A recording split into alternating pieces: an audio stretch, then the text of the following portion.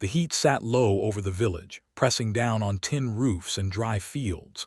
Jamal carried 2 buckets of canal water into the yard behind his house and set them beside the pig pen. The pen was rough wood tied to posts with wire, and the gate latch had been sticking for days. Inside, the sow shifted and grunted, pushing her piglets away from the water. The piglets were pale pink, their skins smudged with dirt from the slats.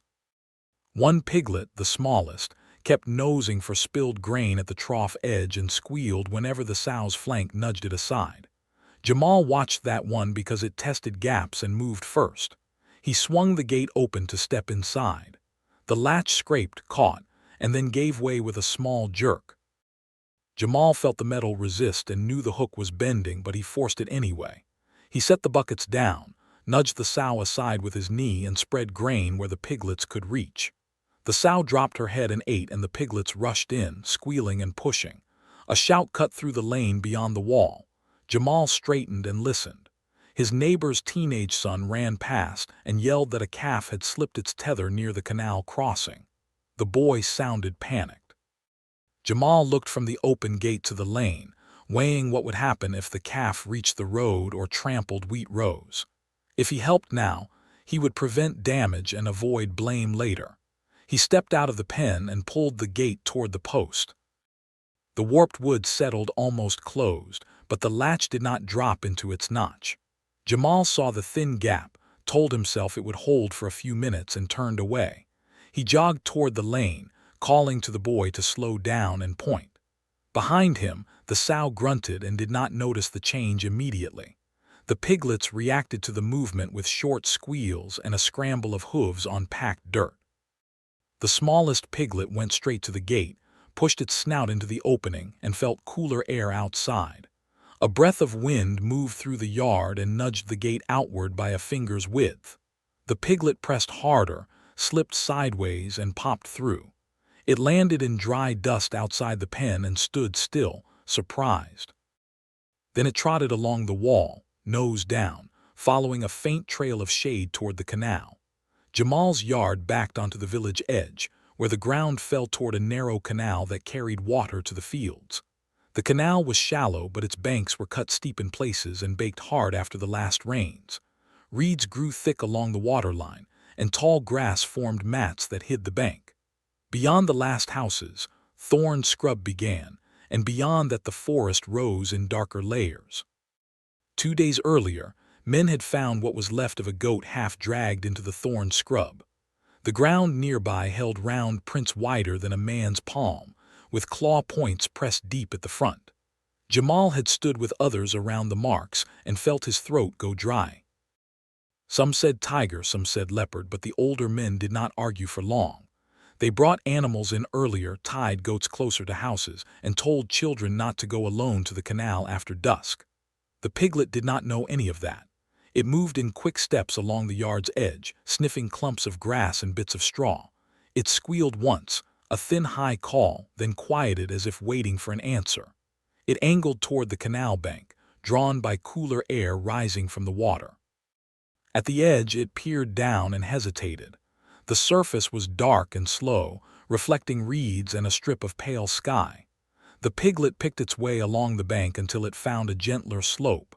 It climbed down, hooves slipping on loose grit, and drank in short pulls. When it lifted its head, it listened, expecting the sow's heavy breathing or the familiar grunt that meant food. Instead, it heard only the scrape of reeds in the heat. The piglet squealed again, louder, and the sound carried across the canal and into the scrub. It stepped into grass that reached its belly and pushed forward, using its small body to part the blades.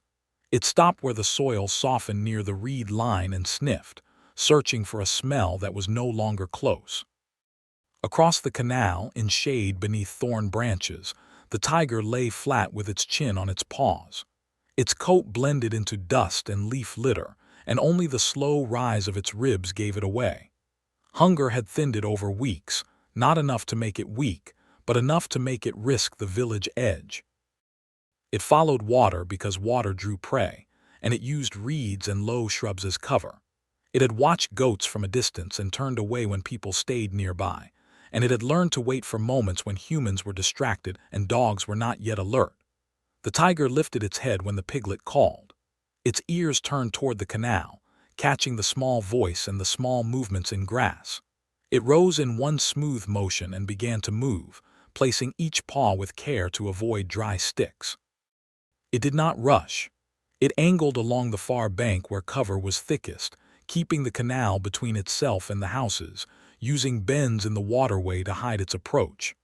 On the village side, the piglet squealed a third time, short and sharp, and turned its head left and right.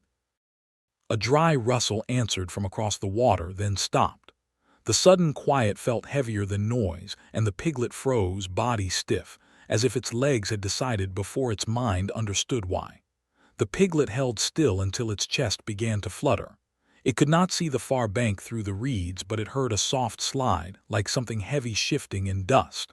It took one step backward, hooves scraping grit, and the sound stopped.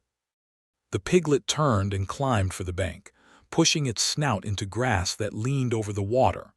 On the far side, the tiger lowered its body until its belly almost brushed the ground. It chose a place where the canal narrowed and the reeds met in a thick point. It watched the piglet's head rise above the grass, watched the ears flick, and waited for the moment the piglet committed to moving away from the waterline. The piglet broke into a trot along the bank, staying close to the reeds because the shade felt safer than open ground. Its legs moved fast, but it ran without direction, following the canal toward the nearest cluster of trees.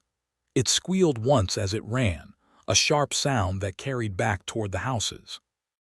Jamal was in the lane helping a neighbor bring a calf back to its tether. The calf pulled and swung its head, and the men leaned their weight into the rope. Jamal heard the squeal and assumed it came from his yard, the normal noise of feeding time. He focused on the calf and did not turn. At the canal, the tiger moved. It stepped into the water without splashing, tested the depth, and waded across with strokes. The water reached its lower chest and pulled at its fur, but it kept its head high and its eyes fixed on the piglet's path. It climbed up behind a curtain of reeds on the village side and paused to listen. Human voices were distant, and no dog barked. The tiger angled its body along the bank and began to close in. The piglet reached a patch where the grass thinned and the bank widened into mud. For a few steps it was exposed and the heat hit its skin. It veered back toward thicker cover, but panic made its movements uneven.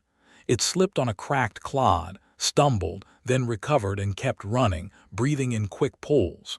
The tiger closed the distance in short bursts. It moved fast when the piglet's head was down and slower when the piglet lifted its face to listen.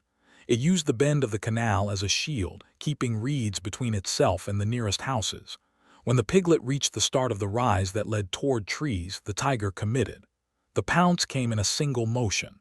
The tiger drove forward with 2 long strides and launched, landing with its forepaws on the piglet's back. The piglet shrieked and flattened, legs splayed. Dust puffed around them.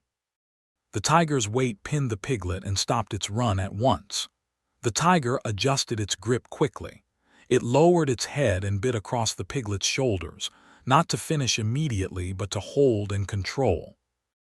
The piglet kicked and twisted, hooves scraping mud, and its cry became a continuous high sound that did not pause for breath. The tiger tightened its jaws and shifted its paws to keep the piglet under its chest. For a moment the tiger stayed still and listened again.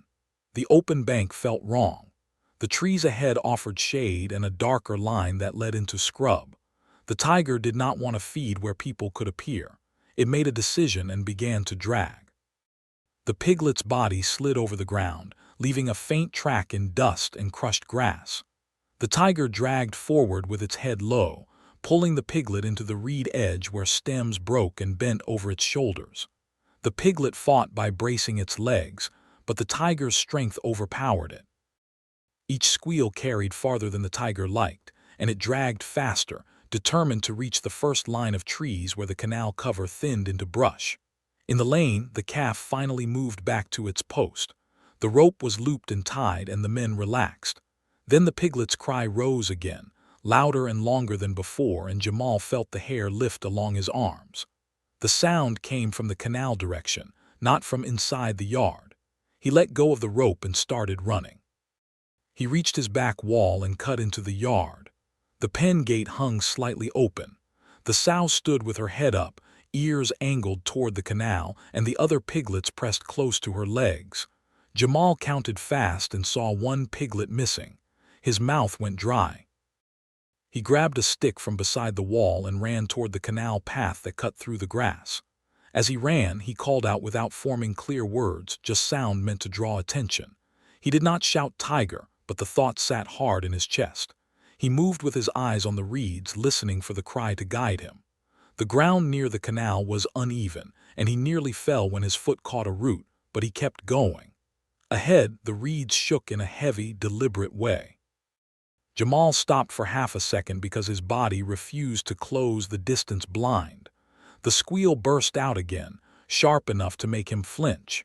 He lifted the stick in his hands and looked left and right for anyone else. No one was there yet. The reeds parted a little, showing a flash of striped shoulder and a dragging motion. The tiger paused, ears flat, then pulled again. Jamal took a step forward and then stopped, knowing the space was too close and too narrow for him to swing without being taken. At that instant, a herding dog burst from behind a mud wall, hit the canal path at a run, and charged straight at the moving reeds, barking hard as it closed the meters. The dog hit the grass at full speed, a lean brown animal with bright eyes fixed on the reeds. Its bark was sharp and repeated, not a lazy warning but the urgent voice of something that had chosen a target. The tiger halted at the noise. Its head lifted, jaws still clamped on the piglet, and its eyes snapped toward the moving shape. Jamal stayed on the path, stick raised but useless at this distance. He saw the dog close in and feared it would die in one swipe. The piglet's legs twitched, and its squeal broke into short gasps as the bite held it in place. The tiger took one step forward, then another, trying to keep reeds between itself and the threat. The dog did not rush straight into the tiger's paws. It cut to the side, circling with quick footwork, barking, then hopping back. The tiger turned its shoulders to follow, and the piglet dragged through the grass. The tiger's ears flattened harder. It wanted to carry its prize away, but every turn cost time. A second dog appeared from the village side, larger and heavier, with a deep bark. It came in low, skidding slightly on dust, and stopped just out of reach. The two dogs formed a loose V, one on each flank. The tiger's eyes flicked between them and the open path behind Jamal. The tiger shifted its grip and tried to drag again, but the first dog darted closer and snapped at the tiger's hind leg, then jumped away. The tiger jerked its leg back and growled. It did not release the piglet. Instead, it stepped out of the reeds into a wider patch where the bank rose toward a line of trees. That move gave it space to turn, but it also exposed it. Sun hit its wet fur from the canal crossing, and its stripes stood clear against dusty grass. Jamal saw the tiger fully for the first time. It was bigger than he expected, shoulders high, head broad, the face marked with old scratches. It held itself with tight control, not charging, not panicking, but calculating. Jamal shouted for help, voice cracking, and began beating his stick against the ground to make noise. The barking brought people. A man ran from the lane with a metal pan and a short pole. Behind him came another neighbor with a shallow tray and a length of bamboo. They bunched on the path because fear kept them close. The men yelled at the dogs to stay back and yelled at the tiger to go. A third dog, small and white with a black patch on its ear, burst in from a courtyard and joined the circle. It barked with a high pitch and rushed the tiger's side, then bounced away. The tiger's head swung toward it, and for a moment the jaws loosened. The piglet slipped half a body length and squealed again. The tiger tightened its grip and took 2 steps toward the trees. The second dog lunged toward the front, not to bite the face but to force a stop. The tiger lifted a paw as if to strike, but the dog slipped back and kept barking. The first dog seized the chance to nip at the rear again. It did not hold. It only touched teeth to fur and retreated. That contact was enough to make the tiger twist, and every twist shifted the piglet and slowed the escape. The men closed in by a few steps. The pan man raised his arm and slammed metal on metal, the clang echoing off the canal bank. The bamboo man struck the tray, adding a second rhythm.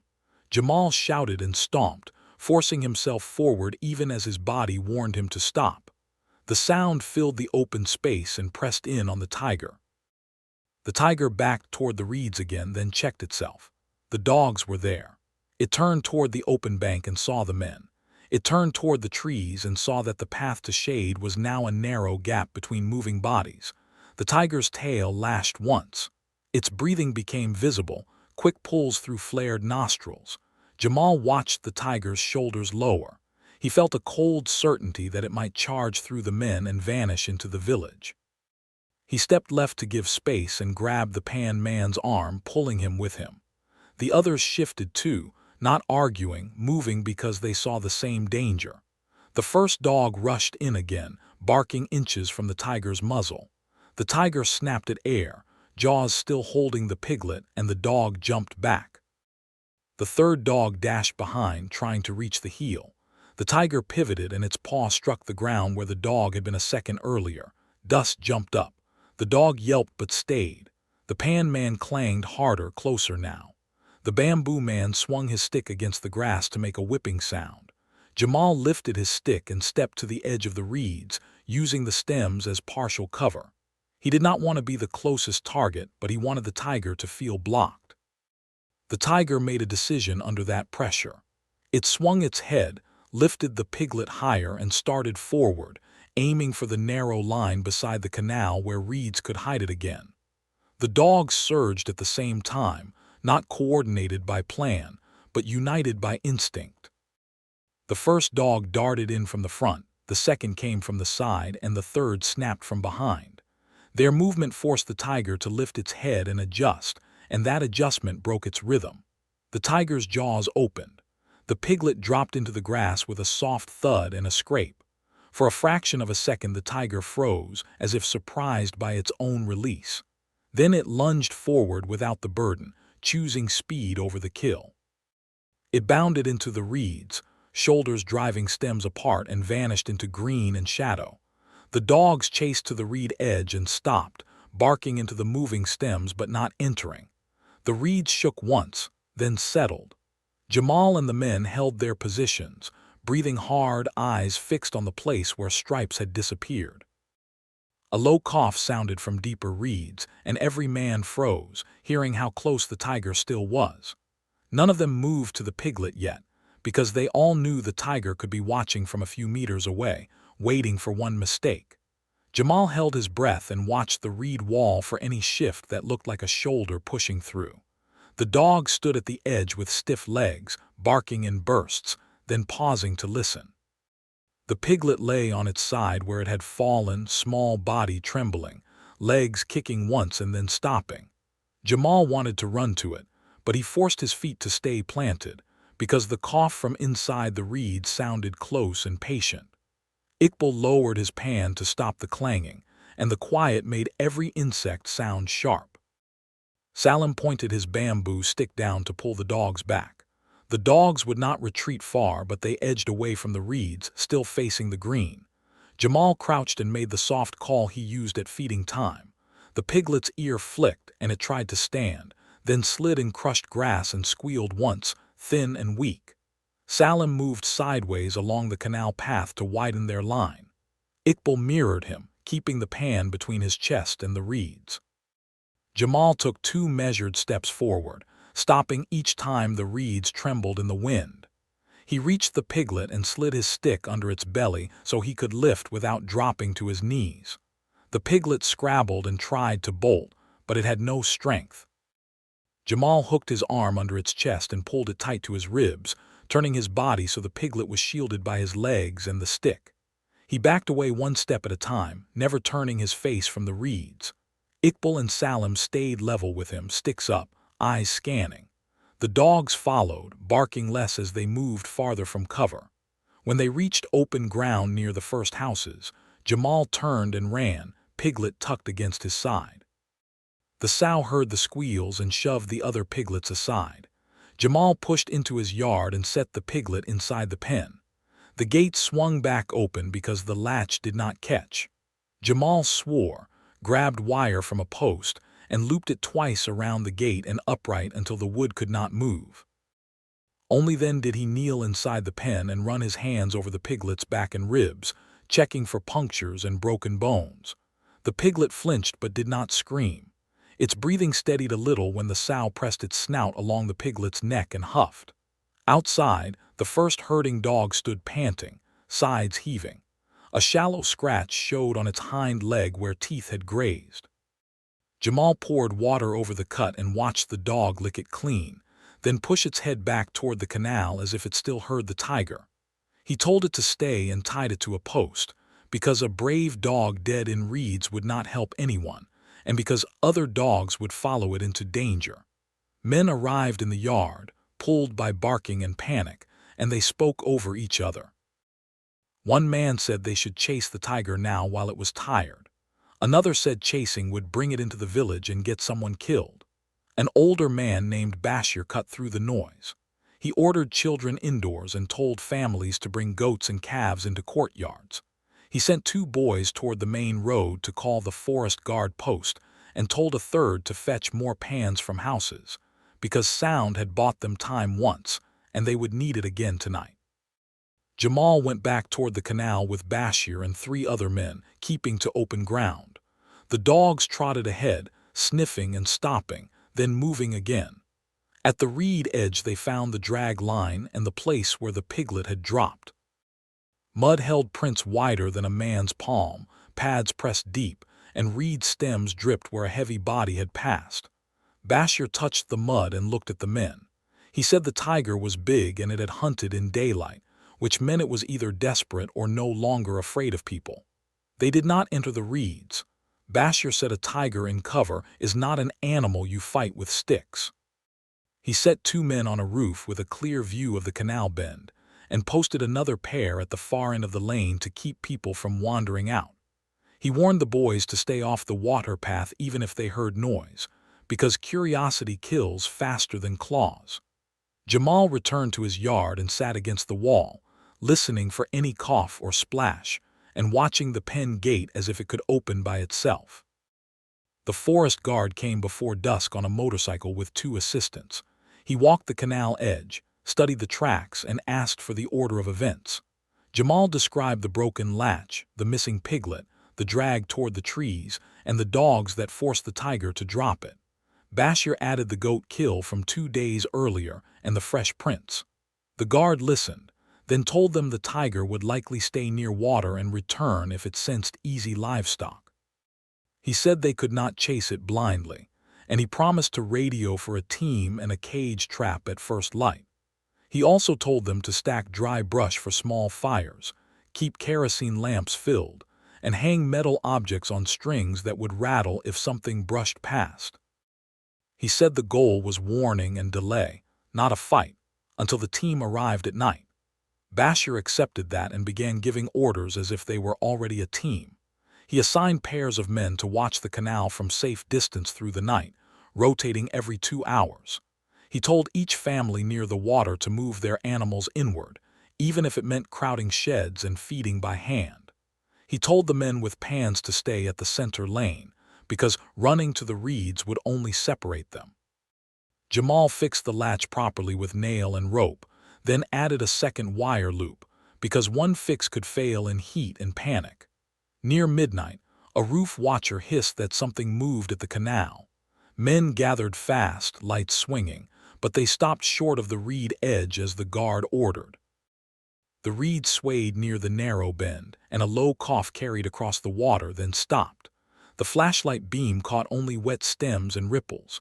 The movement shifted farther down the bank, slow and deliberate, as if a large body slid along the cover line and waited. Bashir spoke into the darkness so everyone heard him.